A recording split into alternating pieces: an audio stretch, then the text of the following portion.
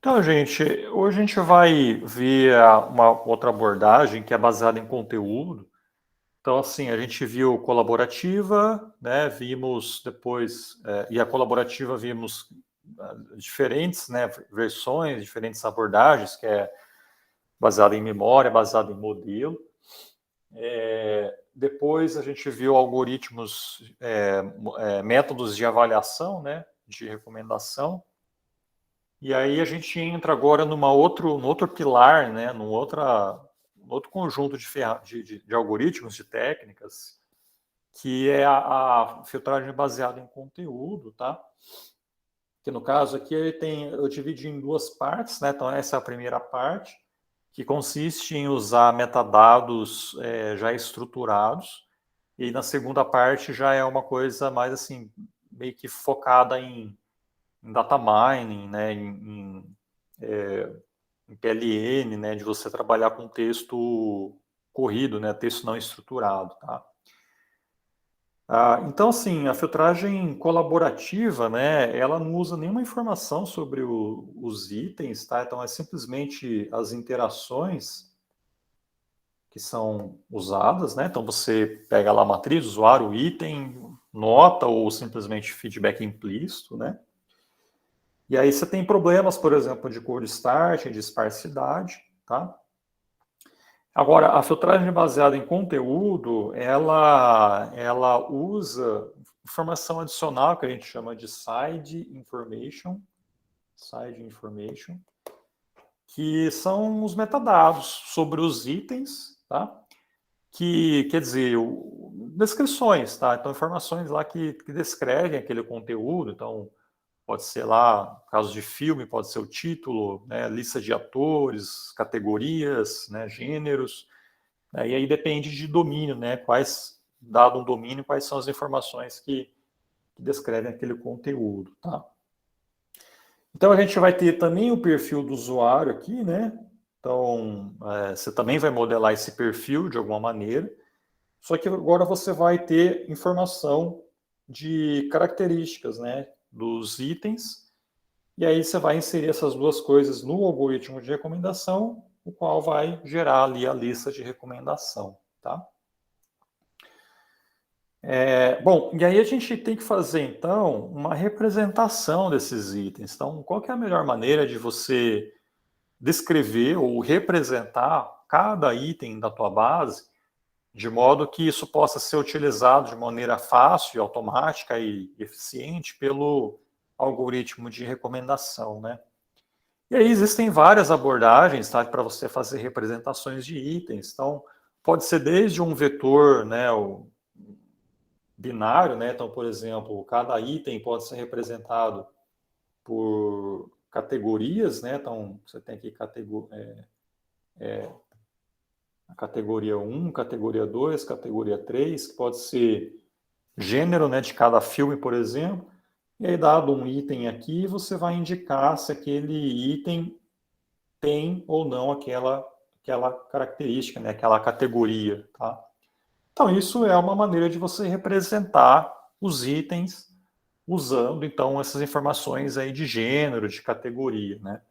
A outra representação poderia ser embeddings, né? Até que o Rafael comentou, né, dos embeddings. Então, o que é o embedding, né? Embedding é como se fosse, você pega lá da faturação de matriz, né? Você tem aquela matriz, né, de usuários por itens.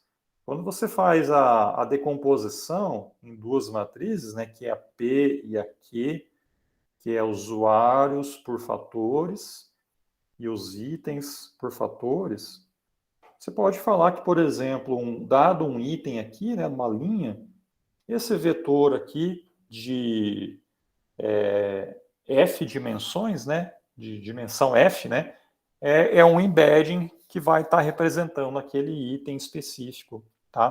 Poderia ser dessa forma também. Ou quando você aplica o SVD lá da álgebra, né, que você gera a matriz P, que além da matriz sigma, né, aqui, também, isso daqui vai ser o embedding, né, daquele item, que você pode ter também um embedding do usuário, tá? Então, também, lá na matriz P, né, do usuário por fator, você poderia também ter uma representação para cada usuário através dos embeddings aqui, tá? E isso está relacionado com aquela ideia de você associar semântica, né, no conteúdo. Então, quando você faz, por exemplo, foi aquela aula que eu dei lá, onde eu mostrei lá, por exemplo, aquele gráficozinho, né, de chip, bot, né, onde mostrei lá que existem esses, eu considero sinônimo, né, o significado das palavras, né. Então, tudo aquilo lá são embeddings que você consegue usar depois para alguma coisa. E aqui a gente pode usar também, né? Então, você vai ter que ter uma representação, né, do item para poder aplicar no algoritmo de recomendação, e essa representação pode ser de diferentes formas. Tá? Pode ser coisa simples, como um vetor binário, pode ser embedding, pode ser coisas totalmente diversificadas, diferentes, né? Desde que você mantenha uma padronização para todos os itens, aí tudo bem, aí você consegue usar. Tá? E aí, dada essa representação, tá? Então, assumindo que a gente tem já uma representação de cada item, aí entra no algoritmo de recomendação. E um desses algoritmos de recomendação é um baseado em KNN, que é o que eu vou explicar aqui, que ele é muito baseado, né? Assim, ele é praticamente igual ao item KNN, né, que é o que a gente viu lá na filtragem colaborativa. Só que qual que é a diferença? É que ao invés de você calcular a similaridade dos itens usando aquela matriz de usuário por item, então aqui nesse caso, né, ó, a gente tem aqui as notas, né? Ou pode ser binário também, não tem problema, né? Enfim, então você vai ter essa matriz aqui. O que a gente estava fazendo lá na filtragem colaborativa, né, no item KNN? A gente pegava aqui e calculava a similaridade dos itens entre si, certo? Usando o quê? Usando, por exemplo, Pearson, ou cosseno, ou, sei lá, Jacquard também pode ser usado, tá? Aí tem várias maneiras de você calcular essa similaridade. E aí o que isso aqui vai gerar para você, né? Vai gerar uma matriz de itens por itens, que é uma matriz de similaridade, né? Tá? Então aqui vai estar tudo preenchido.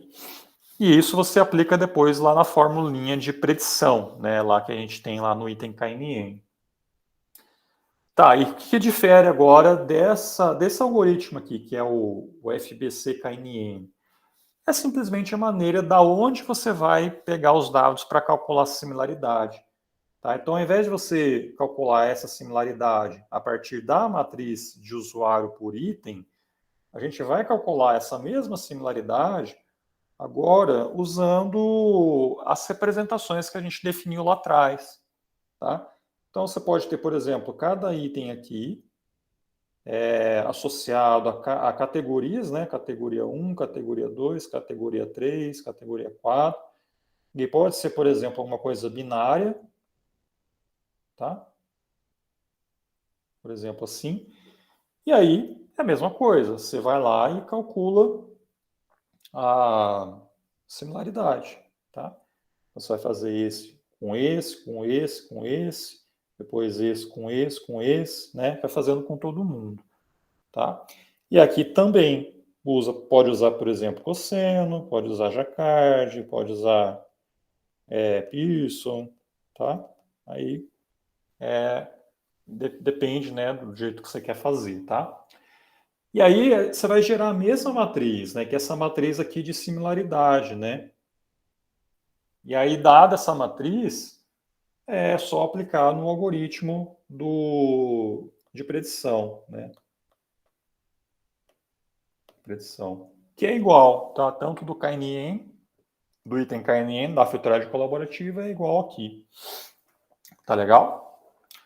Então é bem simples, né? Então, tipo, vocês implementaram um item KNN, basta pegar o módulo de calcular similaridade e dar uma entrada diferente, né? Ao invés de ser entrada de usuário por item, vai ser vai ser uma matriz de item por categoria. Tá bom? Olha aqui um exemplo, né? Então, tipo, eu tenho 6 filmes, e aí como que eu estou representando cada um desses filmes? Eu estou representando por um vetor de 4 posições, que vai ter 4 gêneros, tá? Drama, ação, comédia e ficção científica.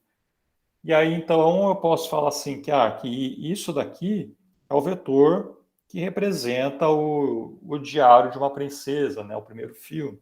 Essa daqui é a representação do Ocean's Eleven, né? Esse outro aqui do Rei Leão, e assim por diante.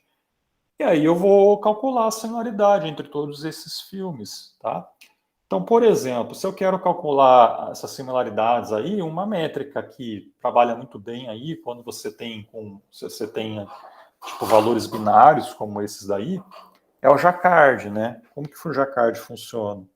O Jacquard, ele em cima é o tamanho de um conjunto que é a intersecção, né, de 2 conjuntos, né? Então, conjunto A, intersecção com o conjunto B, dividido com a união desses 2 conjuntos, né? A união com B, e você tem o tamanho também deles.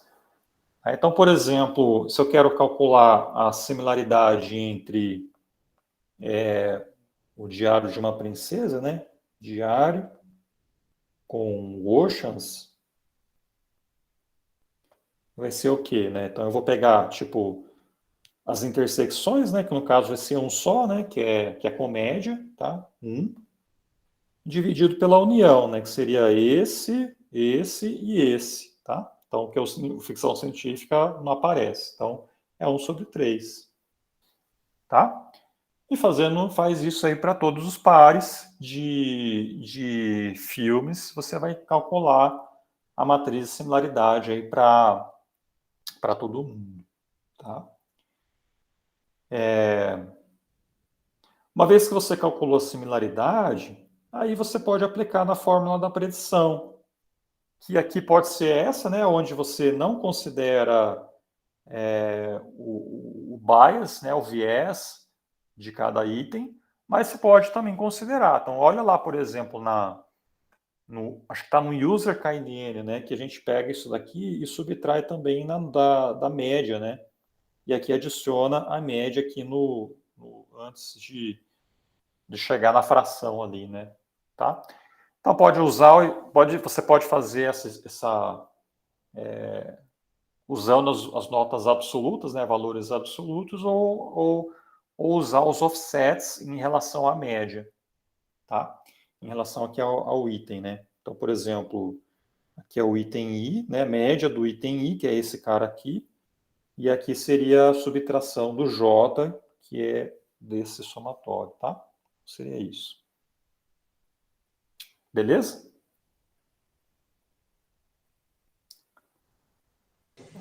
Professor, uma dúvida. Pode falar. Professor? Pode falar. Sí, entonces para a similaridade pode ser qualquer tipo de correlação, né? Isso. E nessa correlação eu acho itens mais similares. Quantos itens mais similares tem que pode ser? Uma boa pergunta. Essa daí você pode fazer, por exemplo, altera também valores, né? Então você pode, por exemplo, setar o número 10, né? E aí aumentando de 10 em 10 até 100, 200, por exemplo, tá? Isso depende muito do poder de processamento da sua máquina, né? Mas existe também uma outra estratégia. Puta, eu sempre esqueço o nome dessa estratégia. Até aqui acho que eu falei, alguém me ajudou, não sei quem foi que me ajudou. Mas era você encontrar Como é que chama o negócio lá? Puta. É o cotovelo, professor? Isso, esse cotovelo aí, né? Até, acho que não sei quem foi que falou, que até mandaram um link aí, né? Se não me engano. Exato, acho que foi ela, né? E aí, quer dizer, você encontra também um valor ali meio que mágico, né, que baseado nessa estratégia aí para determinar esse número de vizinhanças, tá? Acho que é isso. Deixa eu ver se tem uma...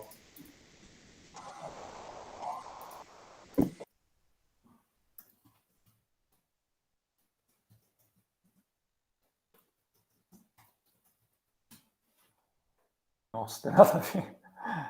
Nossa, deixa eu ver aqui.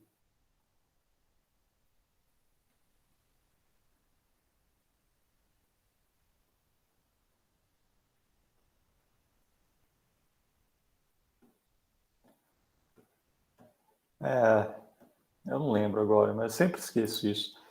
Mas é uma estratégia como essa, tá? Para poder encontrar esse valor, tá? Normalmente, assim, tem bastante artigo que o pessoal acaba usando, fazendo, variando mesmo, sabe? Então, tipo, eles até reportam, né? Então, por exemplo, eles reportam lá um gráfico, onde aqui você vai ter aqui o teu número de vizinhos, né?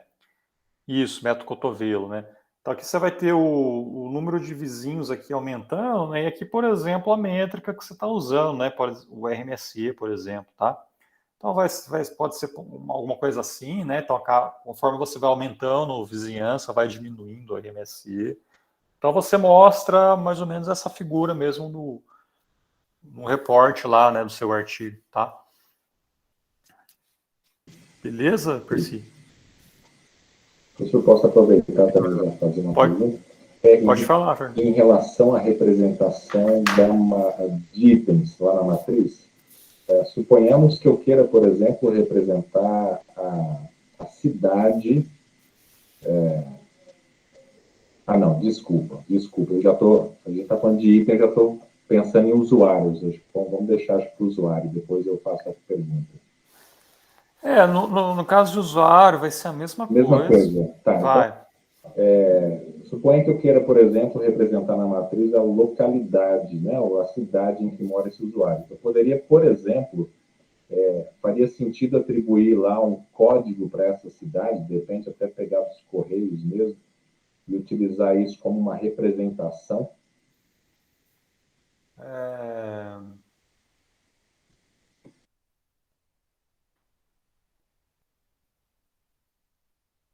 É que aí eu estou pensando, porque assim, você teria algo assim, né? Então, no caso, ao invés de você ter aqui gênero, né, seria, por exemplo, sei lá, CEP, né? Isso. Ou até, de repente, cidade mesmo, né? Porque, por Cidade, exemplo, né? São Carlos, para mim, não teria necessidade de ter os vários CEPs. Bastaria São Carlos, para mim, já estaria Não, pronto. faz sentido, porque você pode, por exemplo, vai ter aqui São Carlos, né? Tipo, Bauru, Araraquara, né? Só que a única coisa é que cada usuário você vai ter uma única posição que vai ser né? A não ser que o cara tenha mais de um endereço, né? Mas vai ser tipo uma representação com valores 0 e só uma posição é 1. Entendi. Mas E se professor, de repente, colocasse ao invés de representar por nome de cidade, colocar só cidade, e naquela linha eu então utilizasse o código da cidade em que está esse usuário? então, aí a questão é a seguinte, né? Supondo que você está querendo fazer assim, né? Você vai dado um usuário, né? Então você vai ter, por exemplo, tem um nome dele, você vai ter, por exemplo, a idade, né? Você vai ter, e aí você vai ter, por exemplo, o endereço, né? E aí nesse endereço você pode colocar, por exemplo, a cidade, que São Carlos, né? 40 anos, né? O nome João, por exemplo. Tá? A questão é que para aplicar esse algoritmo KNN, você vai precisar ter uma representação que seja fácil de você calcular essa correlação, né? Então, tipo, supondo que você tem um outro usuário V aqui, tipo Maria. Maria que, sei lá, tem 38 anos e ela mora em Araraquara, tá? Como que você vai correlacionar esses dois vetores, tá? Então, assim, beleza, você poderia aplicar aí um cosseno, né? Que aí, na verdade, você vai ter que dar valores para cada um desses nomes aí, né? Que são alfanuméricos, né? E aí você poderia aplicar isso. Agora,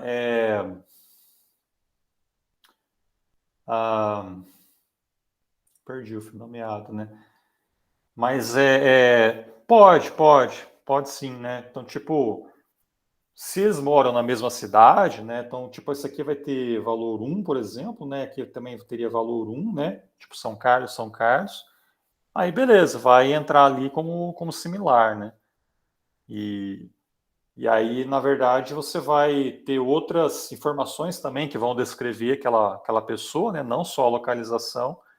E aí vai dar diferenças ali na similaridade. Então, apesar de morarem, por exemplo, na mesma cidade, eles poderiam ter outras características lá que são diferentes entre si, e aí a similaridade vai ser menor, né?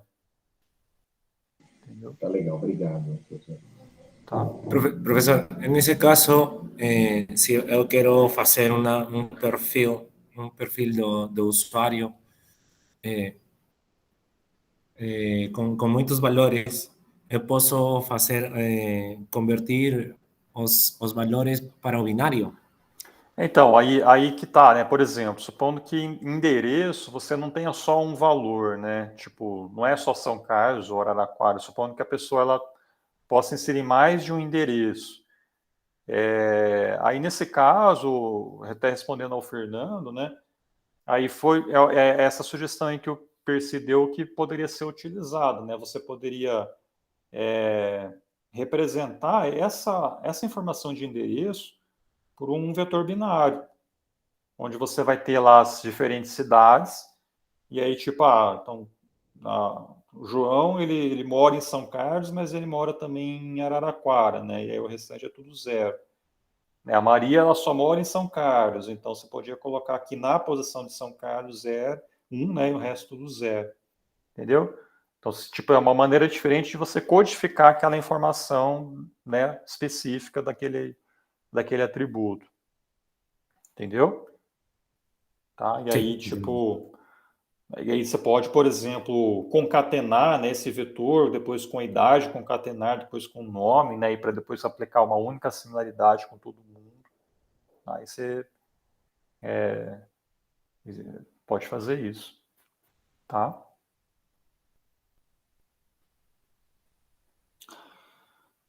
Beleza. Bom, acho que é isso, tá? Então, assim, aqui tem um exemplo, tá? Em R, tá? Acho que eu não vou rodar aqui, mas depois eu tenho o código que eu vou disponibilizar para vocês. Mas é basicamente, eu tenho aqui um conjunto de treinamento, tem as minhas características, né? Que eu estou passando lá para o meu modelo, né?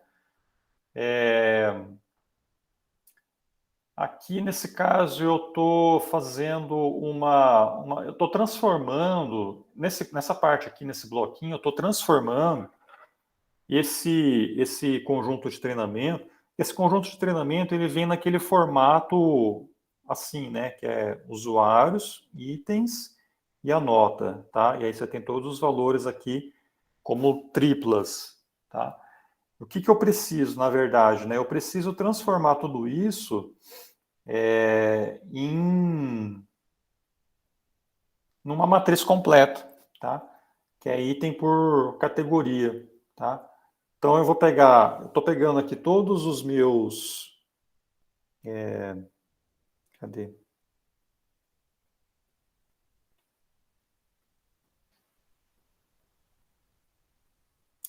Tá, nessa parte aqui, né, eu estou pegando aqui, estou criando uma matriz aqui de usuário por item, tá? Então, na verdade, a partir daqui, eu gero uma matriz de usuário por item, tá? Usuário por item. Então, por exemplo, eu tenho usuário 1 para o item 3, nota 5. Então, ele vai lá no usuário 1, item 3, da nota 5. Então, ele vai preenchendo, vai criando essa matriz aqui completa, tá? usando aqui essa biblioteca aqui do Reshape, tá? Ele vai fazer isso daqui nessa parte. E aqui embaixo eu calculo, cadê? A similaridade, né? Usando os gêneros, né? Então, esses gêneros aqui, de onde veio? Features.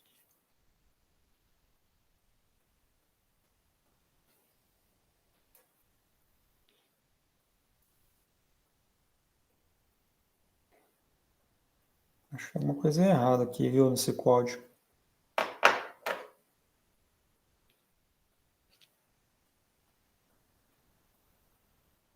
Uma coisa errada, que aqui não é gêneros, né? Porque ele está passando features aqui em cima. Acho que está errado esse código aí. Deixa eu ver aqui no original. Aula 5. Acho que é esse aqui.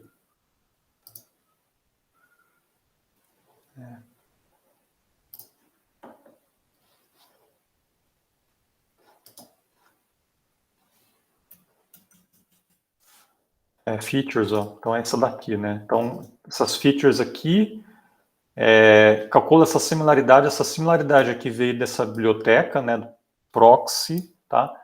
Ela vai pegar lá, essa matriz, né, essa variável features é uma matriz de itens por gênero, né, ou por categoria, tá?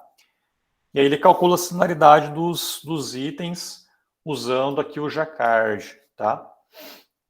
E aí transforma por uma matriz normal, né? Aí exclui todos os valores que têm valores que não são números, né? Not a number. E aí retorna o modelo, né? Na verdade, esse modelo vai ser simplesmente retornar aqui a matriz de similaridade e a matriz de ratings que a gente fez a conversão lá anteriormente, né? Para uma matriz completa, tá? E aí aqui a predição, né? Ó, então, tipo, aqui eu faço uma ordenação daquela matriz de similaridade, eu pego um item que eu quero calcular a similaridade para ele, né, o i, e ordeno inversamente, tá? Então faço a ordenação aqui inversa, então eu obtenho aqui os itens mais similares a um item fornecido. Aqui eu obtenho os itens que foram avaliados pelo usuário. Então, dado um usuário U, né, eu vou pegar todos os itens que esse usuário avaliou, tá? E aí eu obtenho, então, os IDs, tá? Desses itens, né, que esse usuário avaliou, né?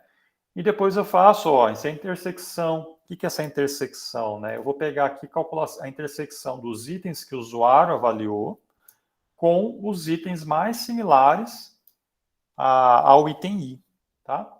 E aí eu obtenho os K primeiros valores, né? E aí, quer dizer, os itens mais similares que foram avaliados pelo usuário U, tá? E aí aqui essa formulinha aqui embaixo, essa parte aqui é o somatório, né? Que é exatamente essa parte aqui, né? Da fórmula, tá? Então, ó, meu J vai variar dos itens mais similares que foram avaliados pelo usuário U, né? E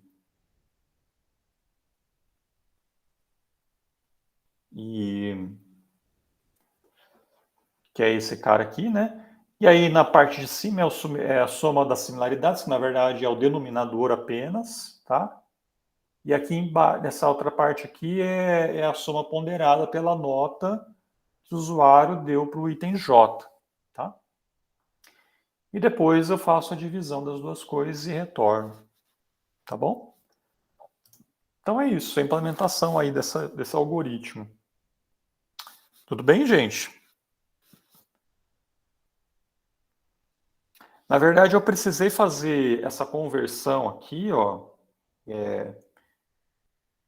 disso para isso, exatamente. Cadê? Na verdade, aqui, né? Eu precisei converter desse formato para esse formato. Por quê, né? Porque para eu aplicar nesse for, né? Nesse laço aqui, para eu poder pegar aqui os itens mais, as avaliações de cada usuário, né? Tá? Que daí eu consigo obter de uma maneira mais rápida, né? Usando os próprios índices aqui do usuário e do item, obtenho direto, né? Ali na matriz a nota, tá?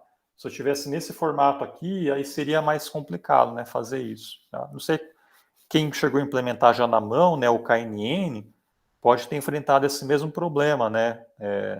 Exato. Eu Isso. tive que fazer essa matriz aí também. Isso, né? Criar a matriz completa, né? É. Embora Para calcular a similaridade de Pearson, ajudou de fazer a matriz completa, ignora o Isso. Kenora Number, faz a Pearson e salva isso. Ajuda um pouco. Embora assim, se você estiver trabalhando com uma base de dados muito grande, muito extensa, né? Você não vai conseguir fazer essa matriz completa, tá? Criar ela completa, porque você não vai ter memória disponível no É computador. muito esparsa, exato. É. Mas aí dá E para aí- fazer com dicionário, né? Dicionário, né? Tipo, algumas bibliotecas do Python permitem que você trabalhe com matrizes esparsas, né? Tá? Como se você tivesse uma representação densa, mas na verdade internamente ele usa uma estrutura ali específica para matrizes esparsas, né? Eu fiz isso. O Isso. NumPy tem isso. Você usa como se fosse uma matriz normal, só que internamente ele é otimizado para ter vários valores missing, né? Isso, exato. Legal. Tá, bom, então é isso, gente. Eu não vou rodar aqui porque é bem tranquilo, tá? Depois eu vou disponibilizar esse código, né, junto com a base aqui que eu rodei. Aí vocês tentem rodar aí no computador de vocês, né, com alguma ferramenta do R aí, ou use como base para o Python, tá? Vamos continuar aqui, senão não vai dar tempo, né?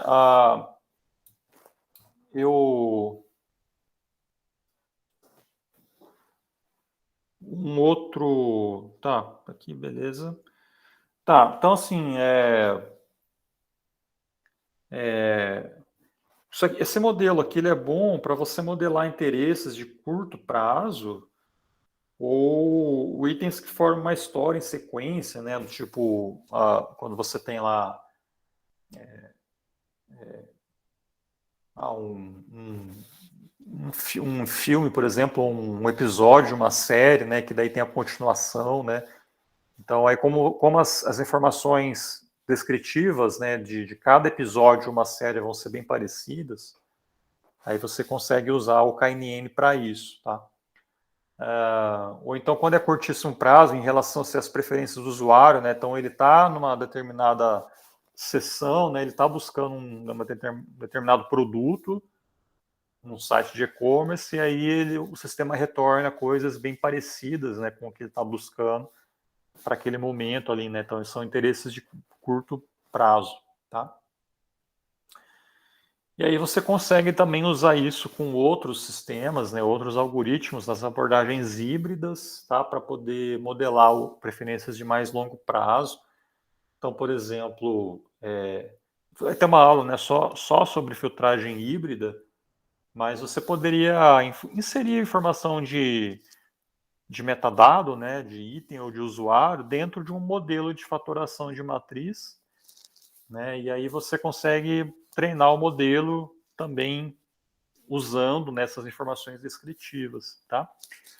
Tem um modelo que eu desenvolvi, né, que é uma extensão do SVD++, chama GSVD++, tá? Até podem procurar aí. Ele tem, né, aquela fórmula de predição que era assim, né, tipo Mi mais BU mais o BI mais o PU QI. Então isso daqui é a fatoração de matriz, tá? Então MF. Aí você tem o SVD++, que era isso daqui, né? Tipo PU mais o Y QI, tá? Na verdade, esse YI aqui é feedback implícito, né?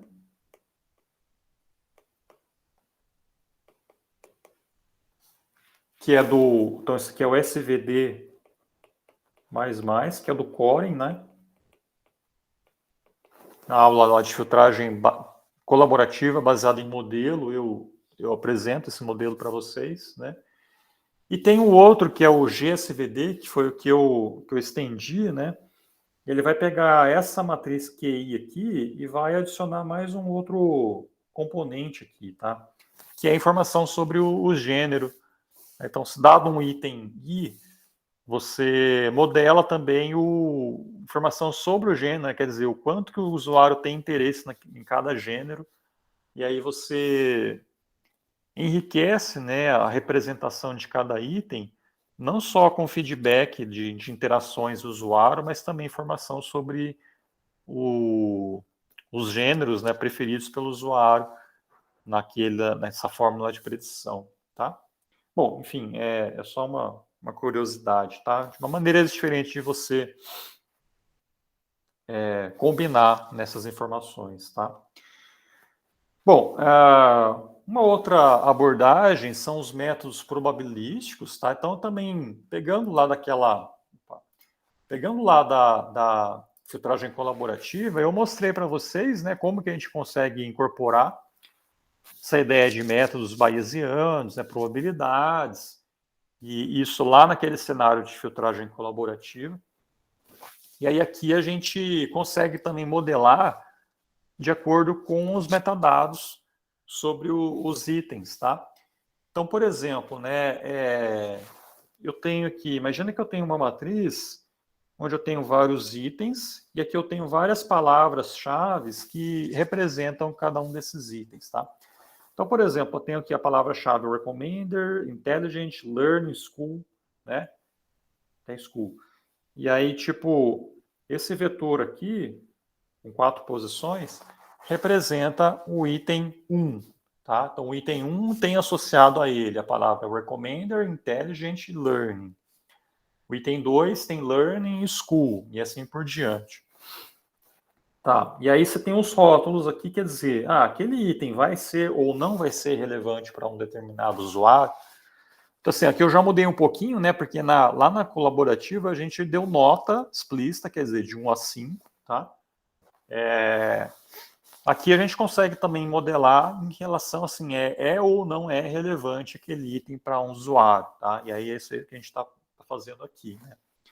Então, tipo assim, esse X vai ser os metadados, né? Quer dizer, a representação de cada item, tá? Representação do item, tá? Que na verdade é essa matriz binária que está aí. Bom, e aí a gente tem a fórmula, né? Então, voltando um pouco aqui, né? Ó, a minha fórmula é o quê? Né? Qual que é a probabilidade de um item ser ou não ser relevante, dado os metadados, ou dada a representação daquele item, tá? E aí você pode transformar isso, né, usando o teorema de Bayes para isso. Essa parte de baixo você pode excluir, que ela vai ser constante para todos os itens, né? E aí vai virar o quê? Né? Vai ser um produtório disso por isso. P de x dado y e P de y, tá? Então, o que é o P de y? P de y é assim, o y é relevante ou não relevante, tá? Então, qual que é a probabilidade de um item, esse aqui, ser ou não ser relevante? Então, é só olhar o meu histórico. Então, quantos rótulos relevantes eu tenho, né? Então, eu tenho 1, 2 e 3, tá? De 5 itens diferentes, rotulados, né? Então, 3 de 5 vai dar 0,6 e não relevantes vai dar 0,4, tá? Então, essa é a primeira parte, P de Y. Isso aqui, né? E aí, falta agora calcular essa outra parte. Que como que a gente faz isso, né? A gente vai encontrar P de x, quer dizer, probabilidade da representação, né, dado o rótulo relevante. Então, o X pode ser expandido, então, né, para todos as palavras-chave, tá? Então, o P de recommender C1, dado que o rótulo é relevante, né?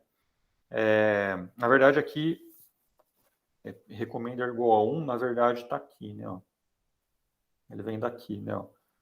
Então, eu quero calcular o label para o item 6. Então, eu estou olhando aqui para essa linha, item 6. E aí, esse item 6, ele tem um recommender igual a 1. Então, qual que é a probabilidade de recommender ser 1, dado que o rótulo é relevante, né? Então, daí sim eu olho os anteriores, olho o histórico, tá?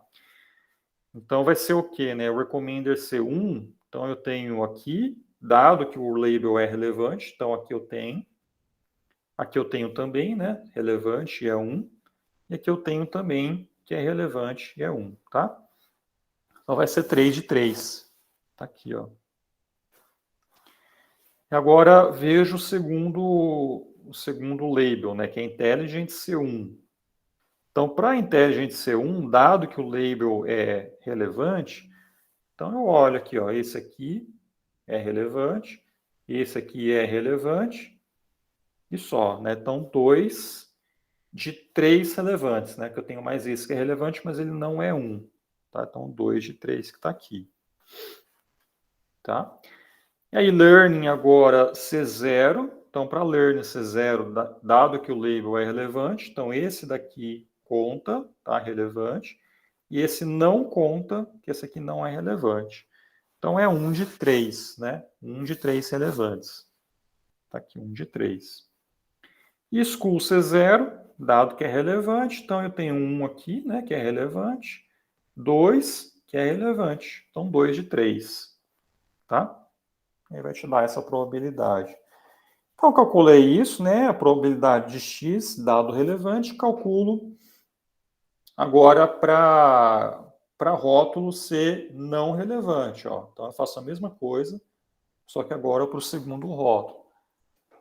Aí calculei as duas coisas, né? E aí eu vou multiplicar pelo P de Y, tá? Então, de relevante 0,6, que é o que está aqui, e aqui 0,4, que é o que está aqui, né?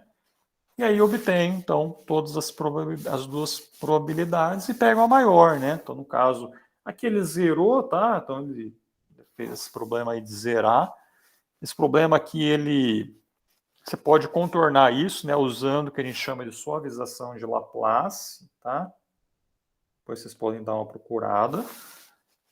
Isso aqui evita, né, de você ter probabilidades zeradas, que vai acabar zerando todo mundo, né?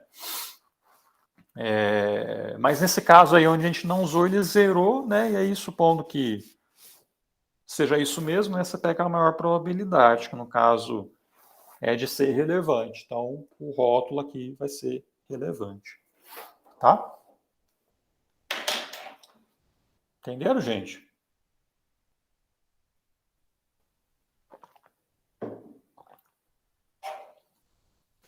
Tem uma dúvida, professor. Vou falar. E se a gente quiser fazer com labels, e se for para, em vez de dizer relevante ou não relevante, dizer 0, dizer 1, 2, 3, 4, 5? Isso, aí você vai fazer a mesma coisa, só que assim, o label ele vai ser 1, depois vai ser 2, depois vai ser 3, depois 4, vai ser 5. A Então você probabilidade é como se faz... fosse, em vez de ser uma regressão, classificação mesmo, né? Beleza. aí você vai fazer 5 vezes, né? Você vai fazer para... Você vai ter 5 probabilidades finais e você vai escolher a maior, né? Beleza, valeu. Tá? Que é igual a gente fez lá na colaborativa, né? Tá? Bom, beleza. E aí, gente, para a gente finalizar essa primeira parte aqui, existe possibilidade também de você calcular, fazer, né, aplicar, né, um algoritmo de aprendizado de máquina para poder encontrar também, né, uma representação, né, de interesses, né, de usuários para as características que você tem lá da tua base, tá? Dos itens, né? Bom, então, na verdade, você pode, aqui eu vou apresentar o modelo linear, mas você pode também incorporar modelos mais complexos, tá? Como regressão logística, né? Enfim, aí você pode pensar de outras formas também para modelar, né? Resolver esse problema, tá? Então, assim, como é que a gente vai fazer, né? Então, tipo, imagina aquela mesma matriz de 6 filmes e também as representações baseadas nos gêneros, né?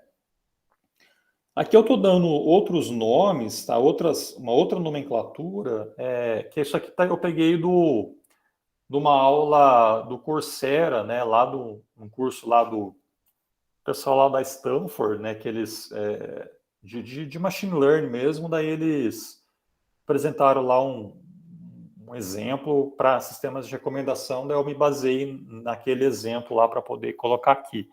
E aí eu usei a mesma nomenclatura que eles usaram lá, tá? Então, o que eu tenho, na verdade, né? Esses tetas que estão aí, vai ser uma representação ou vai ser um perfil de cada usuário. Então, imagina aqui, né? Ó, então, eu tenho aqui um teta de U, representa, então, um perfil, né? O quanto que o usuário gosta de determinadas características ou categorias, né? Ou informações ali, ou metadados, né? Que você tem da tua base, tá? Então, por exemplo, aqui, né? Eu até coloquei aqui, supondo que o perfil da usuária Jéssica tem esses valores, né? E aí, o que a gente vai fazer, né? A gente vai calcular isso como se fosse uma fatoração de matriz, uma predição, né? Que você multiplica uma linha de uma matriz pela linha de outra matriz, né? Fazendo a transposta. Só que agora você não multiplica, não vão ser duas matrizes que vão ser treinadas, mas apenas a matriz θ de perfis. E a outra, né? Que é esse x, são os metadados, que é constante, tá? Então, aqui, imagina, esse x é o quê, né? Esse x até está aqui, né? É a representação de cada filme. Então, x1, né, que é o do Diário de uma Princesa, tem esse vetor, tá? Então, esse vetor é representado pelo x de 1, né? Esse aqui é o x de 2, esse é o x de 3 e assim por diante. E se eu tenho um vetor que representa um perfil, por exemplo, a Jéssica, eu quero calcular a predição dela para o Diário de uma Princesa. O Diário de uma Princesa é esse vetor aqui, né, ó, que é 1010, tá? Então, tá aqui, né, ó, 1, 0, 1, 0, né? E, na verdade, eu tenho mais um outro valor aqui, que isso daqui é o bias, tá? Que ele incorpora também, que sempre vai ser 1 para todo mundo, tá? Então, isso daqui é só adição aí de um bias, tá? E aí, então eu pego aqui, ó, 1,5, ó, que é esse cara aqui, e multiplico aqui pelo vetor, pelo valor 1 aqui de drama, né, do Diário de uma Princesa. O valor 0 vezes 0, menos 0,5 vezes 1, 2 vezes 0, e esse 2 vezes 1, que é o bias, que é constante, que é 1 para todo mundo. Tá? E aí você vai ter um valor lá, tipo 3, tá? Que vai ser a nota que a Jéssica daria para o Diário de uma Princesa. Esse valor aqui, a predição seria 3. Tá bom? Então é isso, tá? Então a ideia é essa. Pode falar, Marcos. E onde que o modelo aprendeu aí? Porque, pelo que eu entendi, é a matriz usuário-item multiplicada pela matriz gênero-item. Perfeito? O que vai ser aprendido vai ser isso daqui, ó, que eu estou apagando, tá? Na verdade, é o θ, tá? Que você aprende, que é isso aqui. É que aqui eu tô mostrando, né, depois Dado de ter que você treinado. aprendeu, Isso, dado que você aprendeu esse vetor para Jéssica, isso. você consegue essa predição, ok. Exato, Ah, tá. exatamente. Aí você vai falar como Vou vai aprender ou mostrar. você falou genérico para todos? Não, vou tá, falar beleza. agora. Não, beleza, entendi. Tá? Beleza. Mas assim, o que é importante aqui, né, é entender que essa fórmula de predição, ela é bem igual, bem parecida com a MF, tá? Então imagina aqui, a nota vai ser P, U, T, QI, tá? Então, na fatoração de matriz da filtragem colaborativa, a gente treinava a matriz P e a matriz Q, né? Que daí multiplicando uma linha do usuário vezes a outra linha do item, né? A gente tinha aqui a predição. A lógica é que você incorporava também o viés, né? O BUI, tá? Mas aqui a gente meio que colocou o viés como uma última coluna lá das representações, né? E aí a gente não tem o aprendizado da matriz Q de itens. Né? Isso aqui, na verdade, vai ser a entrada, né? Vai ser os atributos de entrada lá dos itens, tá? Que seria essa matriz aqui, por exemplo. Tá? Bom, vamos lá, né? Vamos ver aí como que a gente faz para treinar a matriz θ, né? Então, então, o que a gente precisa, né? Então, a gente precisa entender aqui algumas nomenclaturas. Então, K é um conjunto de pares, usuário-item, onde você tem notas conhecidas, que é igual à da matriz lá de filtragem colaborativa, tá? São notas do conjunto de treinamento. Então, você vai ter lá pares, usuário-item e a respectiva avaliação. Então, esse conjunto aí de valores conhecidos do conjunto de treinamento a gente chama de K. A nota real, né, RUI, tá? Nota real que o usuário deu para o item I. O XI é a representação de cada item, tá? Do item I, né? Por exemplo, uma representação binária, né? Então, vai ser embedding, né? Que seja, tá? Então, uma representação de cada item, né? Numa determinada dimensão, né? A predição é essa daqui, né, que eu já falei, tá? E aí eu tenho aqui o M é o número de características que eu tenho, que na verdade vai ser a dimensão desse vetor X, tá? O C é a quantidade de usuários que eu tenho e P é a quantidade de itens que eu tenho, tá? Então M, C e P, C lembra de customers, né, de usuários, e P de products, né, que são os itens, tá? E o θ de U é o vetor de parâmetros, né, o vetor que é o perfil do usuário U, que vai ser aprendido, né? E aí, então esse vetor ele está nessa dimensionalidade aqui, né, que é o número real, números reais, M mais 1, né? Por que mais 1, né? Que esse mais 1 aqui é o viés, né? Que é o bias que a gente adicionou aqui, né? Que é esse cara aqui, ó. Tá? Por isso que é M mais 1, né? Número de características mais uma unidade, tá? Bom, então olha só, né? Então, dada a minha fórmula, né, de predição, que era o que mesmo, né? Era RUI, era o θ de U transposto vezes o X de I, tá? Então, eu vou pegar esse negócio aqui e vou aplicar lá no meu método de minimização, usando nota real menos a nota predita e elevar ao quadrado, tá? Eu vou substituir esse negócio por isso daqui, tá? Então, vai virar mínimo de RUI menos o θ de U transposto vezes o X de I. Tudo isso elevado ao quadrado. Tá? Bom, e aí, né, na verdade, já chega nessa fórmula aqui, ó. que na verdade aqui ele só trocou de lugar, né? Então, como está elevado ao quadrado, não tem problema, né? Vai sair depois, vai virar como se fosse um módulo, né? Então, é isso daqui, ó. Tá? Que é a predição menos a nota real, eleva ao quadrado, né? Isso para quem, né? Para todos os itens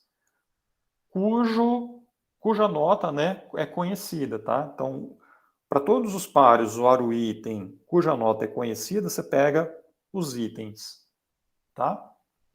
Então, nesse somatório aí vai percorrer, né, todos os valores conhecidos, aí você vai tirar aí subtrair da predição, tá? Eleva ao quadrado. Aí aqui, essa parte aqui é a regularização de quem? Né? Do parâmetro que eu estou treinando, que é esse cara aqui, eleva ao quadrado, tá?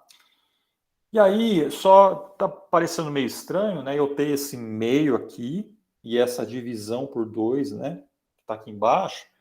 É que, na verdade, isso daí é para facilitar depois quando você aplicar as derivadas, tá? Porque quando a gente aplicar a derivada, nessa primeira parte, esse 2 aqui, nesse quadrado, vai vir para cá, né? Você vai fazer ele vai descer, vai fazer 2 vezes o que está dentro dos parênteses, vezes a derivada do que está dentro dos parênteses. É a regra da cadeia lá de cálculo, tá? E aí esse 2 que desceu, ele vai dividir com o 2 que está aqui embaixo, tá? Então daí vai sumir esse 2, aí vai ficar um modelo mais simples, tá? É só para isso que serve esse denominador 2. E aqui também, né? Quando você calcular a derivada, esse 2 vai descer, vai cortar com esse 2, tá? E vai sumir, vai ficar só o lambda, tá? Beleza? É isso. Tá? Então, eu quero minimizar, então, esse negócio inteiro. Tá? Deixa eu apagar aqui. Quero minimizar. Na verdade, e para eu minimizar isso, eu preciso alterar, então, esse cara aqui, que é o que eu vou treinar. Tá? Que é o θ aí de cada usuário. Eu quero minimizar esse somatório aí. Né? Tá? Bom, isso aqui é para um único usuário, né, para um único perfil do usuário. Aí se eu quero, mas eu preciso fazer isso para todos os usuários, né? Afinal, você não vai treinar o perfil só de um único usuário, você vai treinar para todos os usuários. Então, o aprendizado aqui para todos os usuários, né, todos os perfis, é só você colocar um somatório a mais aqui, ó, tá? Que é do usuário de 1 até C, né? Que é o número total de usuários que você tem na base, tá? E aqui também, né? Só adicionar mais um somatório em relação à equação anterior, tá? Então, esse é a função custo, né? Que, na verdade, você pode colocar assim, né? Então, função custo. Tá, eu quero minimizar todos os tetas, todos os perfis. E, para isso, eu tenho essa função que está aqui, que é o que vai ser minimizado, né? Bom, e aí entra a derivada, né? Que são as derivadas parciais em relação à θ, né? A θ do usuário, tá? Então, e aqui, na verdade, eu tenho duas, essa e essa daqui. É que lá na aula lá do Coursera, né? Eles falaram, né? Que não aplicar regularização para o viés acaba ficando mais eficiente, tá? Mas assim, se quiser fazer também uma única fórmula para todo mundo, né, para 1 até m mais 1, também acho que não vai ter muito problema, né? Mas aí aqui ele fez essa diferenciação, né? Preferi deixar igual que está lá na referência. Na verdade, são iguais, né, as duas equações, só que quando é viés, que é essa de baixo, você não usa essa regularização aqui do θ, tá? Enfim, o que a gente vai fazer, né? A gente vai aplicar a regra da cadeia, né? Então, esse 2 aqui vai descer para cá, vai cortar com esse 2, então isso aqui vai sumir, né? E aí você vai fazer duas vezes o conteúdo que está aqui dentro, né, do parênteses, que é exatamente isso, vezes a derivada só dessa parte interna, né? Que vai virar apenas o x de i na posição k, né? Que é o késimo metadado lá que você tem no vetor de metadados, né? Do item, tá? Vezes daí a segunda parte, né? Que esse negócio aqui também desce, tá? Vai cortar, vai ficar só o lambda, e aí vai ser o que está aqui dentro, né? Vezes a derivada do que está aqui dentro, que vai ser 1, né? A derivada de θk disso daqui vira 1, né? E aí fica apenas o θk, tá? Bom, é basicamente isso, tá? Eu não sou muito bom também em cálculo, né? Mas é regra da cadeia isso, pois vocês podem procurar nos livros aí de cálculo, caso vocês queiram mais detalhes aí sobre a aplicação aí de derivadas, tá? E aí, gente, dada então essas fórmulas, tá, de derivada, é igual ao que a gente tem lá no que a gente fez na fatoração de matriz, tá? Que no caso, a gente fez lá na fatoração de matriz a versão estocástica do gradiente descendente, que era isso daqui, né? Ó, então você calculava o erro da predição, né? E aí você ajustava um parâmetro, que seria o quê, né? Seria o valor anterior,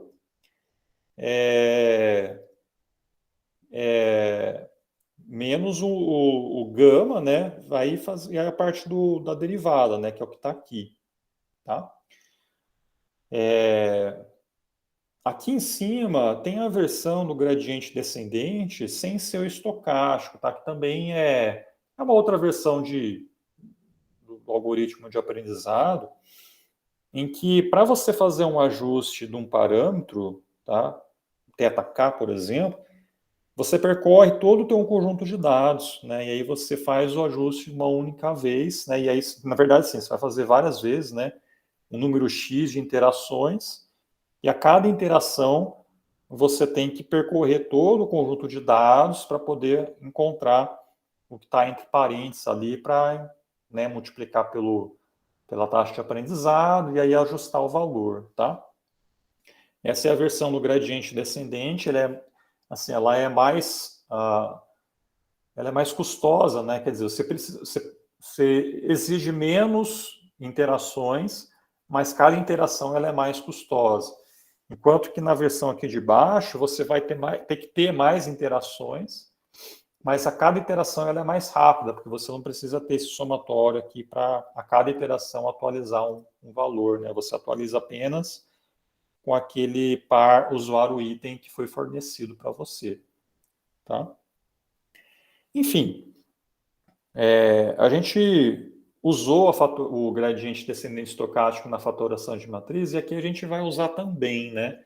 Então, essa segunda versão foi a que eu usei para implementar aqui em R esse algoritmo. Então, reparem, por exemplo, ó, que eu tenho aqui o for de interações, tá? E aí aqui eu tenho o for para percorrer todo o meu conjunto de pares, né? Usuário item com nota conhecida, né? O conjunto de treinamento, tá?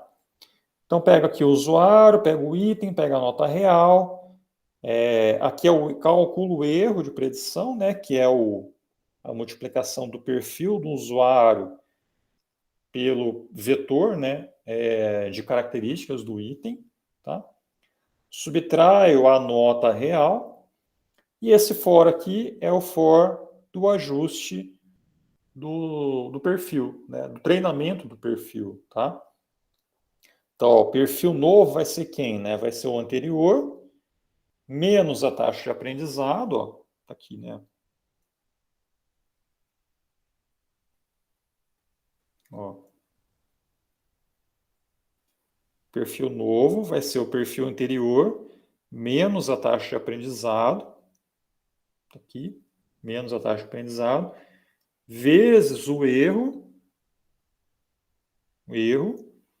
vezes o vetor de características do item i, tá aqui, mais a regularização, tá aqui, ó, mais a regularização vezes o perfil.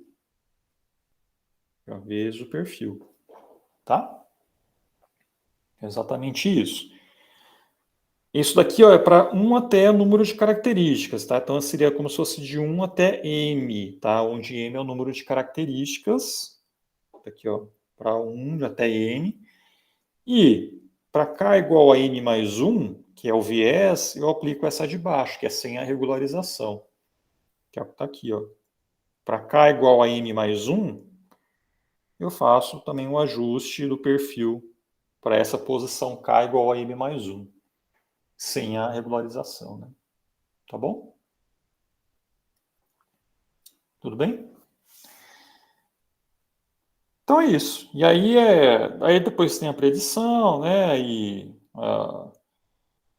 também eu não vou passar, não vou rodar isso daqui, porque também ela acaba demorando um pouquinho.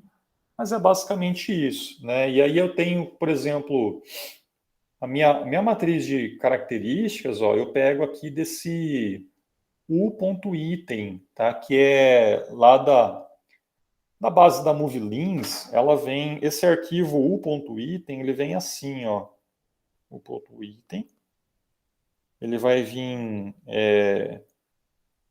eu acho que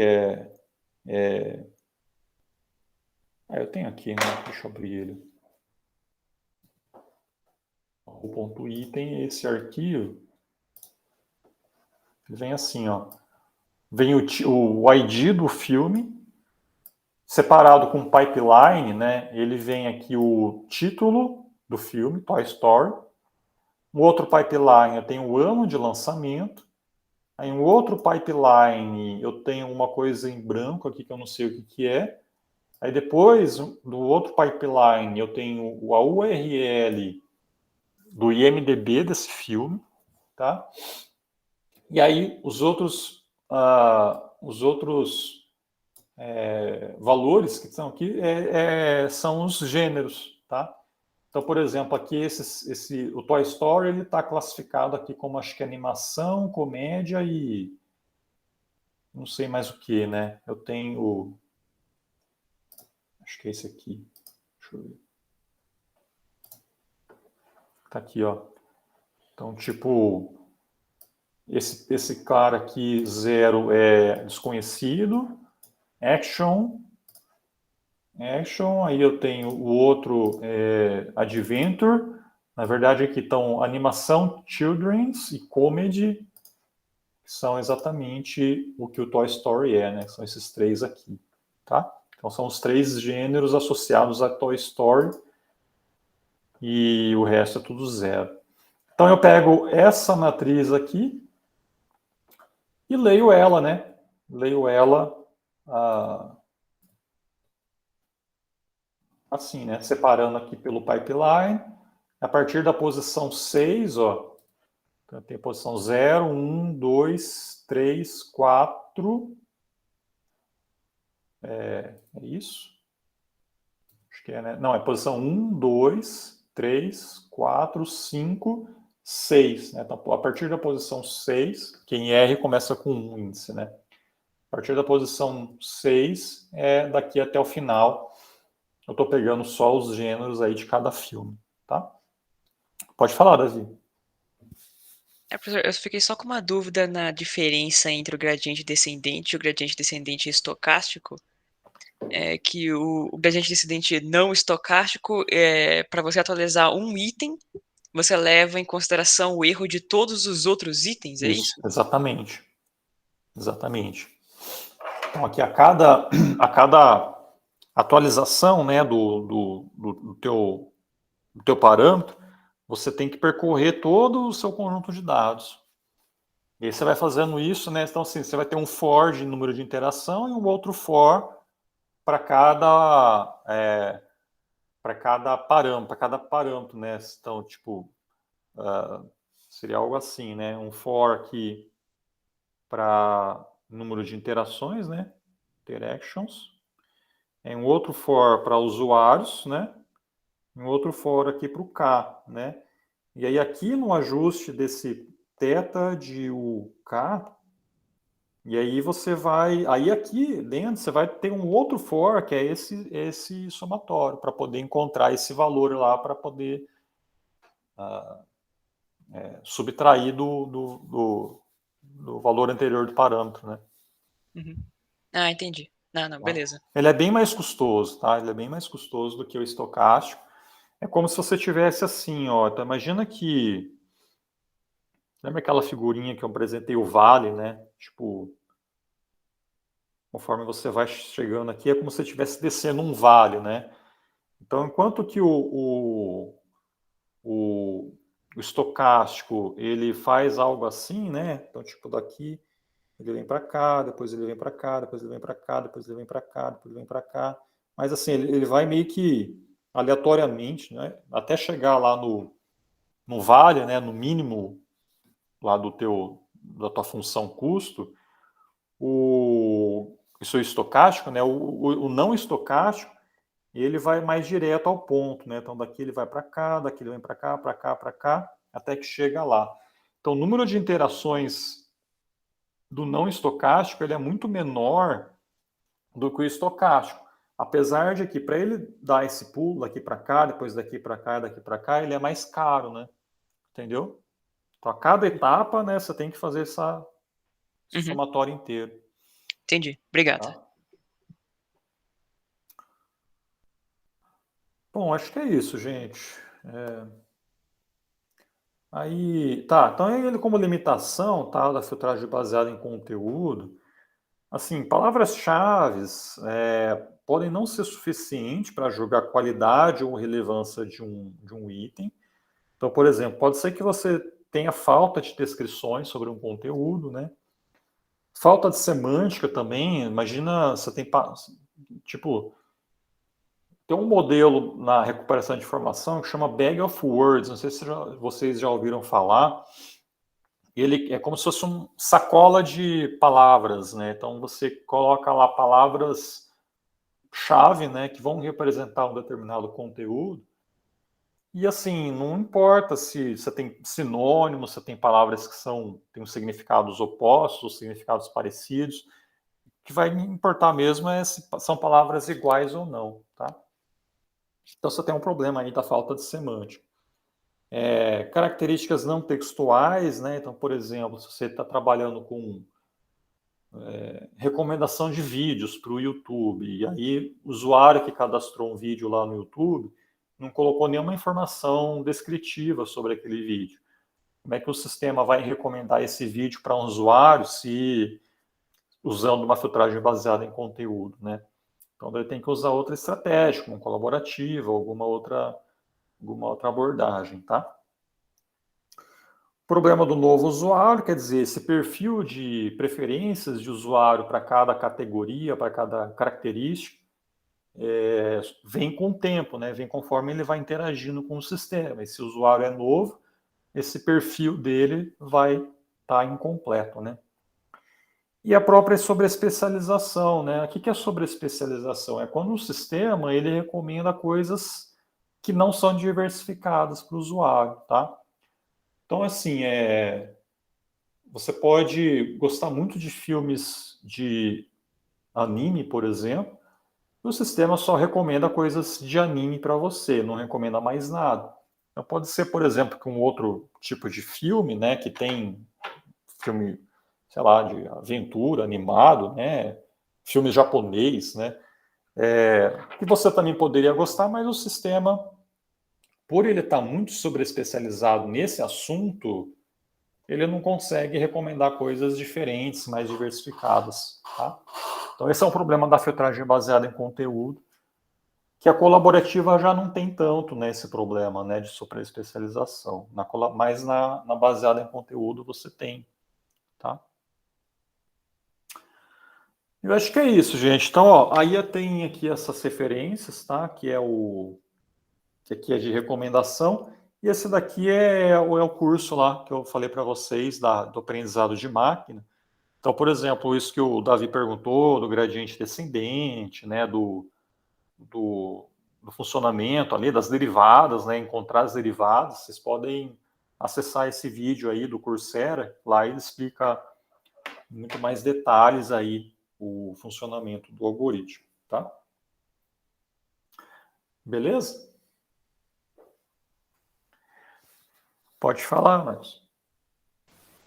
Então, eu queria saber se no final da aula eu podia dar uma palavra com o senhor para discutir um pouco algo sobre o projeto e algumas dúvidas em relação a outros métodos de aprendizado de máquina para sistemas de recomendação. Esse eu entendi Claro. bem, mas, assim, queria tentar associar algum outro método de classificação ou regressão que eu já Sim. utilizei, por exemplo.